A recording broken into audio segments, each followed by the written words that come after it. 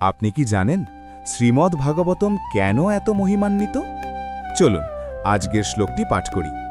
শ্রী শ্রীমদ্ ভাগবতম প্রথম স্কন্ধ তৃতীয় অধ্যায়। শ্রীকৃষ্ণ হচ্ছেন সমস্ত অবতারের উৎস। শ্লোক 40।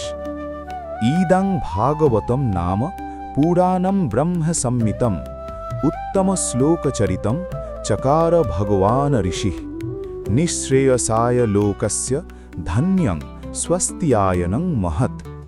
অনুবাদ: এই শ্রীমদ্ ভাগবতম পুরাণ ব্রহ্মসম্মিত এবং পরমেশ্বরের বাদময় বিগ্রহ। ভগবানের অবতার শ্রীল ব্যাসদেব এটি সংকলন করেছেন সমগ্র মানুষের পরম মঙ্গলের জন্য। ব্যাখ্যা: ব্রহ্মসম্মিত মানে এটি বৈদিক সত্যের সাথে সম্পূর্ণ সামঞ্জস্যপূর্ণ। উত্তম শ্লোকচরিতম মানে এতে ভগবানের পবিত্র লীলাকথা বর্ণিত হয়েছে। ব্যাসদেব কেন এটি রচনা করলেন? লোকের নিঃশ্রেয়াসের জন্য, অর্থাৎ আত্মার চূড়ান্ত কল্যাণের জন্য। এই শাস্ত্র শুধু জ্ঞান দেয় না, এটি হৃদয়কে পরিশুদ্ধ করে। এই কারণেই শ্রীমদ্ ভাগবতমকে বলা হয় ধন্য, মঙ্গলময় এবং সর্বতোভাবে পূর্ণ। হরে কৃষ্ণ।